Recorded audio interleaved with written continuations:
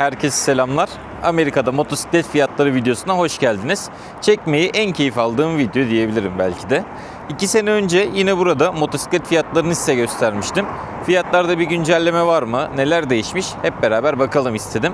Haydi Amerika'daki motosiklet fiyatlarını hep beraber görelim. Bizi CF Motolar karşıladı girişte. CF Moto'nun 675 NK'sı. Bunu geçen bir videoda görmüştüm Türkiye'de. Hiç canlı görmedim ama güzel duruyormuş. Fiyatı yazıyor mu? Bakalım. Görmedim. Burada 450 NK var. O 450 NK da güzel duruyormuş. Yalnız 675 NK bayağı güzel duruyormuş. Hoşuma gitti benim. Ne kadarmış fiyatı? 2025 model 450 NK. Sales price $4000'mış. Yani tavsiye edilen satış tutarı 5400'müş ama şu andaki fiyatı $4000. Gayet uygunmuş. Burada başka bir model var. Bu bilmediğim bir model. V85 TT diyor Moto Guzzi'nin ve $11.500 bir satış fiyatı var. Şöyle daha bildiğimiz modellere gidelim. Bu motor benim çok hoşuma gidiyor. Swartland 801. Almayı da istediğim bir motor aslında. $9000'lık fiyatı varmış. Hemen yan tarafında kardeşi Swartland 401 yer alıyor. 401'lerin fiyatı neymiş? $3500'mış Swartland 401'in fiyatı. Şöyle de bir rengi var. Bu da güzel duruyormuş bu rengi. Devam ediyorum. Bizi sağ tarafta Yamaha R9'umuz karşılıyor. Hemen arkasında da R1 var. Burada R9'un teknik özelliklerini görebilirsiniz videoyu durdurup. Fiyatı da $12.500'mış R9'un. R1'ine ateş ediyor. Çok güzel ya. Önden görünüş, yandan görünüş yani. Çok güzel yapmışlar bu motoru. Helal olsun. Devam ediyoruz turumuza. Burada bir hangi markaymış bu? Vulcan var. Vulcan'ımız araba gibi. Bakalım fiyatı yazıyor mu? Burada uyarıymış. Vulcan'ın genişliği neredeyse 1 metre ya. Şaka gibi.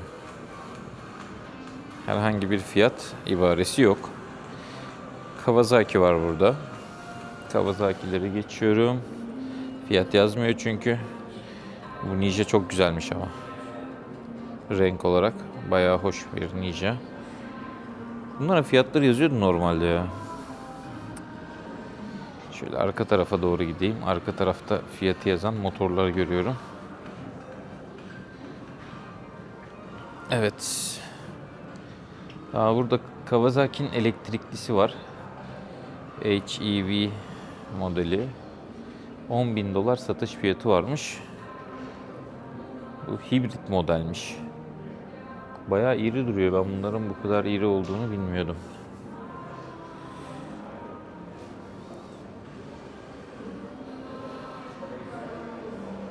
Şöyle devam edelim. Kawasaki'nin Enduro motorları. KLX 300 var. 230 var. Fiyatlara bakıyorum. 300'ün fiyatı $6.600. Yani Enduro'dan hoşlanan varsa tabii ki de onlar daha hakim bunların piyasasına. Şu motor satılmış, güzel motormuş.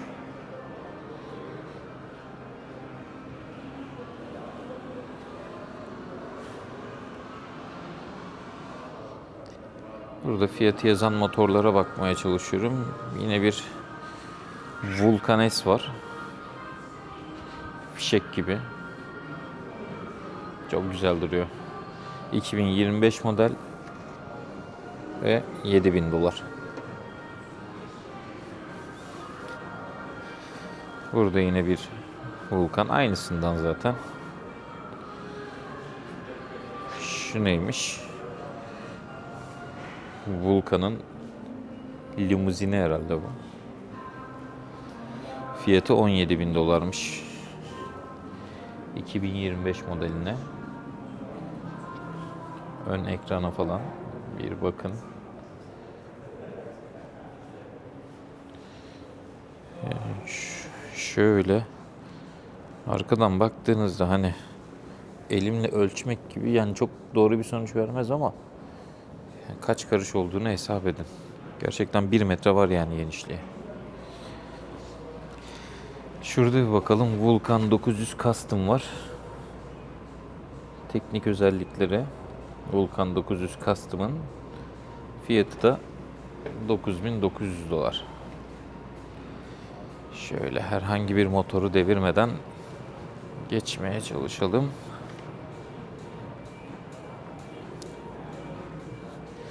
Kawasaki'lerin fiyatlarına bakalım. Ninja 650'ler ne kadarmış? Satış fiyatı ABS'siz olanın 8.300 dolarmış. ABS'li olanın 8.900 dolarmış. Güzel süslemişler. Alın, binin, gidin. Kendinize hediye alın diye burada bizi bekliyor. Türkiye'de çok sevilen model Ninja ZX-4R ABS'li model. 9.000 dolar fiyatı var. Yani bu motor 4 silindirli olduğu için inanılmaz bir sesi var. Türkiye'de de çok sevilen, özellikle şu rengi çok beğenilen bir model. Bunu da canlıda ilk defa görüyorum. Güzel motormuş. Ama hani 9.000 dolara bunu almaktansa çok daha iyi motorlar bulunur diye düşünüyorum. Burada ZX-6R var. Yakışıklı yakışıklı duruyorlar.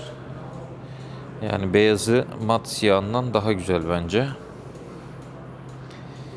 Yine bir ZX-6R 11.000 dolarmış fiyatı. 2025 modeline. Geliyorum daha baba motorlara. 1100 SX. Ya bu non-ABS yani ABS motoru var mı? Modeli var mı bilmiyorum bunun. Çok garip. Hani ABS'den kasıtları farklı bir şeyse, farklı bir özellikse onu da bilmiyorum. Eğer hatalı bir söylemim varsa affola. Şu anda tavsiye edilen satış fiyatı 18.800 dolarmış. Ninja ZX-10R'ın. Yani 18.000 dolar bugünün kuruyla, yani 19.000, 20.000 dolar desem bugünün kuruyla 850.000 lira bile yapmıyor. Aslında Türkiye'deki fiyatı milyonun üzerindeydi diye hatırlıyorum. Ve yani şeye de hiç girmiyorum bile. Buradaki kazanılan paraya göre bunun değeri, alım gücü vesaire bunlara girmiyorum bile. Ninjalar çok güzeller.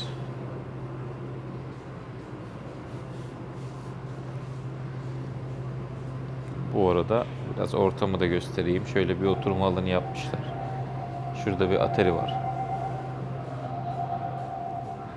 Evet. Diğer motorlara devam edelim. Şurada bir TNR 700'ümüz var. 9.800 dolar. TNR 700.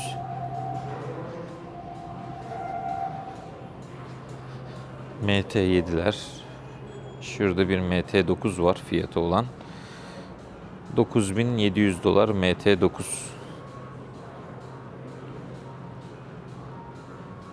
MT9 kullandım ben. Daha önce şu SP modelini kullandım. Çok deli dehşet bir makine. Yani bende Hornet vardı. CB750 Hornet. Ya benim fikrim hani Naked'larda top olması gereken nokta bence Hornet. Bu MT9 gibi, MT10 gibi makineler çok inanılmaz bir güç. Yani çok kontrolsüz bir güç. Yani Allah muhafaza çok dikkatli olmak gerekiyor. Burada ne varmış? 25 varmış, R3 varmış. R25, eski R25, yeni R3. 4.500 dolar fiyatı varmış. Devam ediyorum. Burada yine bir R7 var. 8.500 dolar fiyatı var. Yazabilirsem eğer önceki motor videosundan da fiyatları yazacağım. En azından bir artış var mı yok mu görmüş olalım diye. Şurada Suzuki'nin sevilen modeli 8S var. 8.000 dolarmış. Adına yaraşır şekilde.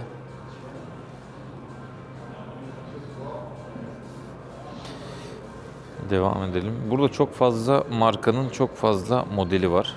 Gerçekten güzel bir shop o anlamda.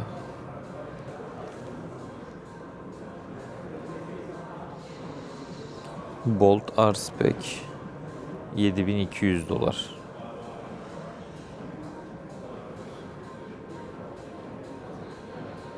Sevgili Honda'lar, CB300R. Bende eskiden CB250R vardı. Kasa aynı kasa. Çok da severek kullandığım yıllarca. 4.300 dolar fiyatı var. Tabi Amerika'da biraz düşük kalıyor diğer motorların yanında CC olarak ama ya, inanılmaz bir başlangıç motoruydu benim için. Yine burada Honda'lar yer alıyor. Burada bu CB 1000R olması lazım. Abisi. Hemen bakalım. Herhangi bir yerinde yazıyor mu? CB 650R'mış. CB 650R'ın fiyatı yazmıyor. Sevgili CB 750 Hornet'imiz. Bende de bunun siyahı vardı. Onu da çok severek kullandım. Bence inanılmaz bir motor.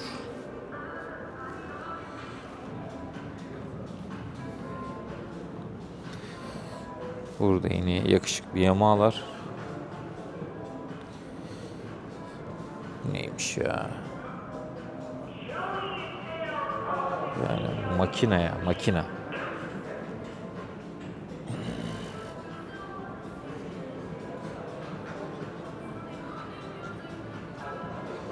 Şurada bir tane scooter'ımız var. Segway'in.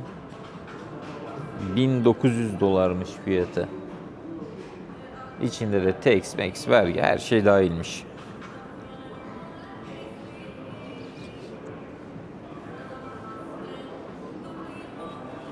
Burada 8.000 dolara bir Yamaha FJ09 var. 2016 model. İkinci elmiş bu. Güzel duruyor ama temiz duruyor. Burada sıfır motorlar da var. Yani bazı bayilikleri de var buranın. Ayrıca takas aldıkları ikinci el motorlar da var. Mesela Ducati Monster 20.000 mildeymiş.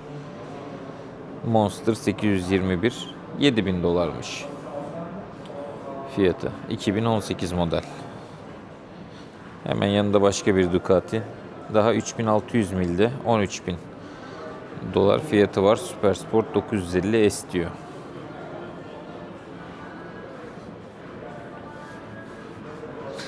Burada KTM'ler var. Bunlar da ikinci elmiş. 10.000 dolar fiyatı var. 8.000 kilometrede, 8.000 milde pardon. 1290 Super Duke. Şöyle daha yakından göstereyim. Çantaları da var. Burada yanında bir Afrika TV'm var. Dev gibi. 18.000 mildeymiş. 19.000 yaklaşık. Ve 13.000 dolar fiyatı var. 1 mili 1.6 ile çarparak kaç kilometreye denk geldiğini bulabilirsiniz. Yine bir KTM var. 890 Adventure R. Yaklaşık 1500 milde ve 12.000 dolar fiyatı var. Burada 2019 model bir 1290 Super Duke var. Güzel bir kampanya yapmışlar 9.000 dolara. Şuradaki neydi Super Duke? Buradakinin fiyatı neydi? Buradaki 10.000 dolarda 2020 modeli. Buradaki 2019 modeli 9.000 dolara Super Duke alıyorsunuz ya, şaka gibi. İnanılmaz. 1090 Adventure R 11.000 dolar fiyatı var. 2019 modelmiş. Burada 2016 model Multistrada var. Zafer hocama selamlar. O sever bu motorları. 11.000 dolar fiyatı var. 24.000 mile'daymış. Burada 2018 model bir Ducati var. 10.500 milde yaklaşık 15.000 dolar fiyatı var. 14.500. Burada Bir kişiye doğum günü hediyesi alınmış. Darısı başımıza. 2025 model Honda Rebel var burada. 5600 dolar satış fiyatı var. Çok güzelmiş bu CBR'ın rengi. CBR 1000 arar. Burada CBR 650R var. Bunların fiyatları yazmıyor. Şurada Ducati Multi 1260 Enduro diye bir model var. Fiyatı 14.000 dolar. Kafa tarafı çok büyükmüş bunun. Harley Davidson var. Pan America modeli 4160 milde 11.500 dolar fiyatı var. O da çok güzel duruyormuş gerçekten. Çok güzel motorlar var ya. Yani gerçekten çok güzel motorlar var. Hayran kalmamak elde değil. Burada bir Suzuki var. GSX 8R. Fiyatı da 8500 dolarmış. 2026 model. Daha cincik gibi. Hemen yan tarafında beyazı da var. 8500 dolara. Ama bu rengi çok güzelmiş.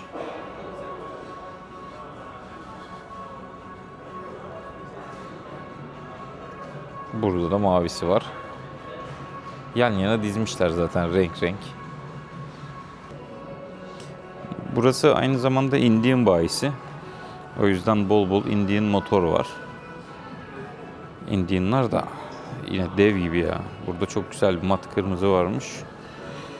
64.000 mile'daymış. 2017 model ve 16.000 dolar fiyatı varmış. Yalnız güzel yol yapmışlar ha. 64.000 mile. Yıl olarak da çok eski değil. Burada Suzuki'nin Bulvarı var. 3.000 dolar.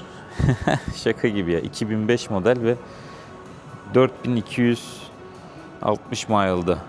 Hiç kullanmamışlar neredeyse. 20 yaşında motor. 3.000 dolar. Ama al koy salonuna otur izle yani. Çok güzel duruyor. Kondisyonu çok iyi duruyor. Burada bir Honda Shadow var. 2024 model. 7.000 dolar fiyatı var. 7.000'de mile'ı var. Bu nedir ya? Bu nedir ya? Triumph'ın roketi. Ben bu motoru ilk defa canlı görüyorum. Canlı da görüyorum. Hep videolarını görüyordum. 2151 mile'da ve 15.000 dolar fiyatı var. Ama 6 silindirli. Ön tekerin kalınlığına bakın. Yani arka tekeri geçiyorum. Ön tekerin kalınlığına bakın. Bu motor ile çok sağda solda görebileceğimiz bir motor değil malum. Şöyle bir dolaşıp arka tekerine de bakmak istiyorum. Geçemedim o tarafa. Şöyle göstereyim. Arka tekerinde. İnanılmaz bir makine ya.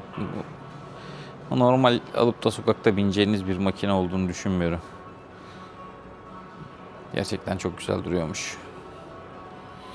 Burada bir Honda CB 1000R var. 12.000 dolar. Daha 7.000 küsür mile'da. Makineler büyükler makineler. Suzuki'nin GSX X750 diye geçiyor. Yaklaşık 3000 mile'da ve 7500 dolar fiyatı var. Aprila'nın bu rengi çok hoşuma gidiyor. Önceki videoda da yine bu renk bir Aprila'ydı galiba, denk gelmiştik. Bayağı beğenmiştim. Burada bir Aprilia var yine. RSV 4 faktörü 1100 modeli. Görüyorsunuz fiyatı. 11.000 mile'da 18.000 dolar fiyatı var. Ama yarış motoru mübarek. Burada yine bir Aprilia var. 2025 model RS 457 6.000 dolar. Hemen yan tarafında 2005 model bir R6 var. Oo, çok güzel duruyor ama. 6.000 dolar fiyatı var bu R6'nın. Bir yanında da 2011 model R6 var. Tam sevilen kasalardan. O da 10.000 dolar. Aralarında bir 4.000 dolar fark var. 2005 ile 2011 modelin. Mile da çok yok ya. 8800 mile yapmış şu motorla. Yani burada ortalama bir insan ayda 4000 doları rahat kazanıyordur. Öyle düşünün. Ayda ufak ufak save'lerle bir yılda bu motorları alabiliyorsunuz. Ve hani kredi falan çekmeden. Yani kredi çekseniz çok daha hızlı alırsınız. Türkiye'de gerçekten uçuk paralar motorlar. Mesela Ninja 650 var. 2022 model ve fiyatı 7000 dolar. Hemen bir yanında 2025 modeli var. 7,5 yani 7500 dolar. Ama tam Ninja yeşili.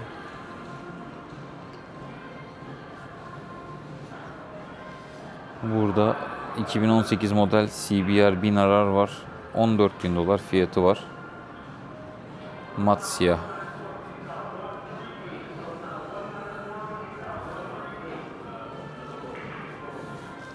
Bir BMW S1000RR var. 2022 modelmiş.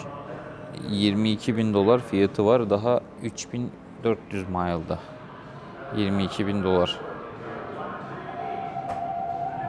Çok güzel makine o da.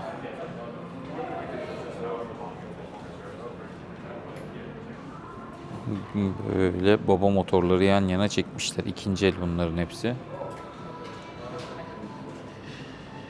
Şöyle devam edelim.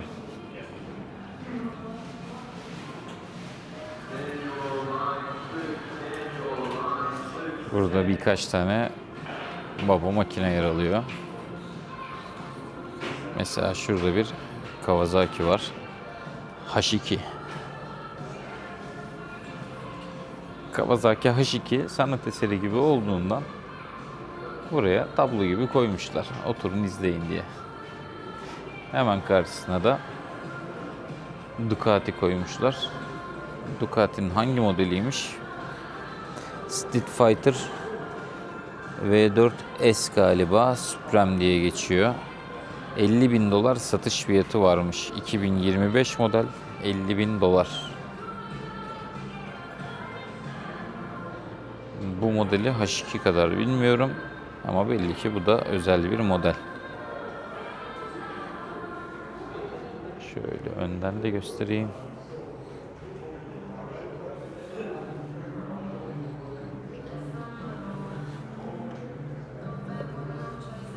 Özel makineler. Burada bir tane aracımız var. Buranın üst katında da araçlar var zaten. Bu tarz araçlar. Hemen geldik Suzuki'ye. Suzuki GSX-R 1000R. Özellikleri burada yer alıyor. Fiyat yazıyor mu? Fiyat burada göremedim.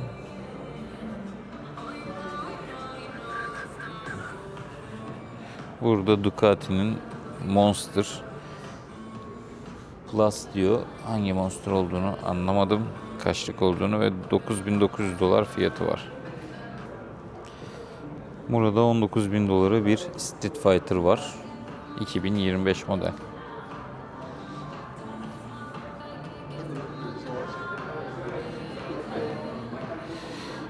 Kırmızıların dünyasına geldik. Ducati'ler alev gibi, ateş gibi.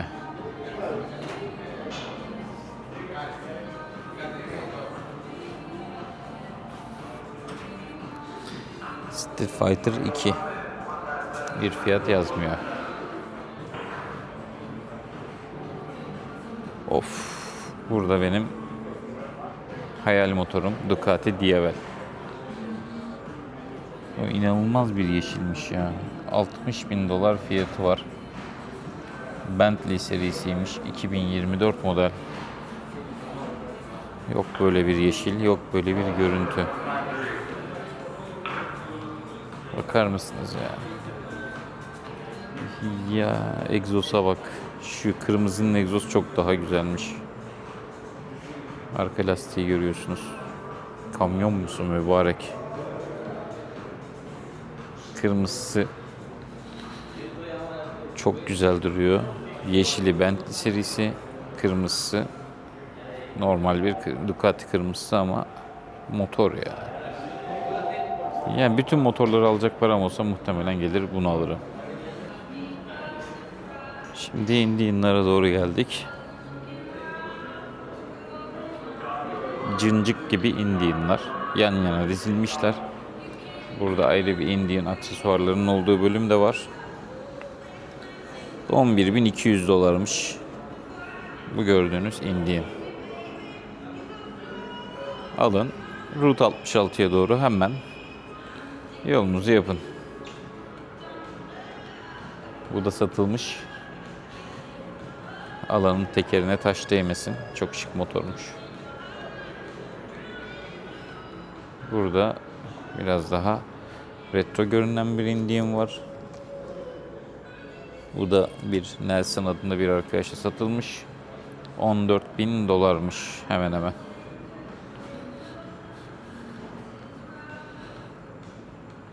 Çok şık motor. Indian'lar güzel duruyor. Gerçekten.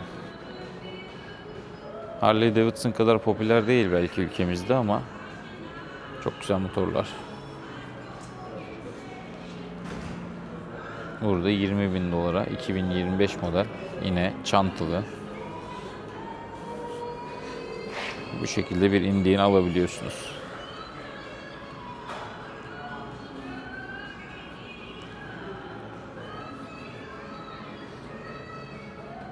Burada birkaç Indian daha göstereyim. Ya bunlar nedir bu? Araba ya bu.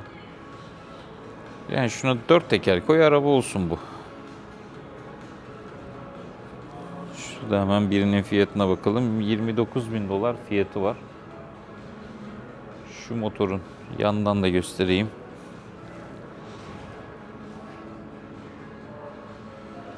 Bunlar makina. Burada 29.500 dolar. Yine bu beyaz arkadaşımız. Çok büyükler ya.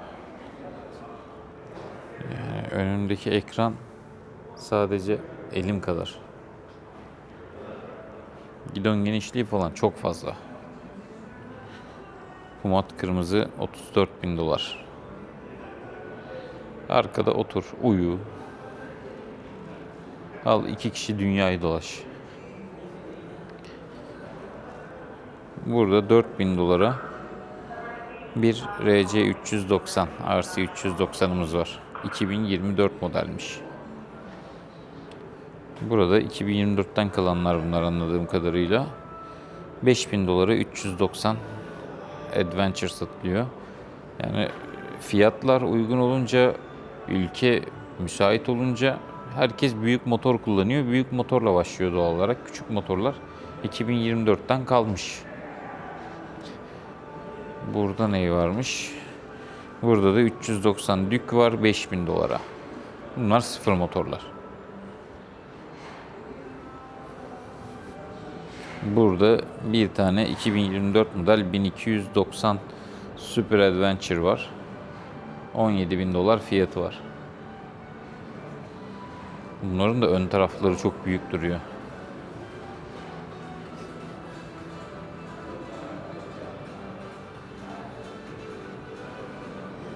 Şu India'nın güzelliği peki. Şurada sanki askeri bir araç gibi Indian'ımız var. Çantalı mantalı. Fiyatı neymiş? 22.500 dolar. 2025 model. Burada yine 300'lük bir motor var. 4.000 dolara. CF motorun motorları burada yer alıyor. Çok güzel de süslemişler ortasını. Üst kat şu anda kapalı ama 2 sene önce çıkmıştık. Videoyu izleyenler varsa bilecektir. Şu ortada gördüğünüz Polaris tarzında araçlar var. Jet skiler var. Bir de yine 3 tekerlekli şu gördüklerinizin bir tık daha değişiyor olan motorlar vardı. Ama asıl motosiklet katı alt kat. Mekanı komple bir göstereyim. İçeride yüzlerce motor var. Yani birçok marka, birçok model her şeyi bulabiliyorsunuz burada. Kendisi zaten buranın kendisi birkaç tane markanın distribütörü diyebiliyorum. Onun haricinde takas aldıkları motorlar da var tabii ki de. Bu sebeple ikinci el motorlarda daha farklı markaları da görebiliyorsunuz. Yani burada gezmekten sıkılmaz insan. Motorlara bakmaktan sıkılmaz gerçekten. Burası New Jersey'de ne tarafta diyeyim? Manhattan'a yakın bir tarafta Belleville olması lazım bölge olarak. Yani motosikleti seviyorsanız burayı görmeniz gerekiyor diyorum. Dönem dönem etkinlikleri oluyor, lansmanları oluyor, sürüş etkinlikleri oluyor. Bunlara da denk gelirseniz daha keyifli zaman geçireceksinizdir. Bu seneki videomuzda, motosiklet videomuzda bu şekildeydi. 2 sene önceki video ile kıyaslayıp fiyatları görebilirsiniz. Fiyat farkını görebilirsiniz. Ülkedeki enflasyonu ölçümleyebilirsiniz. İzlediğiniz için teşekkür ederim. Sonraki videolarda görüşmek üzere.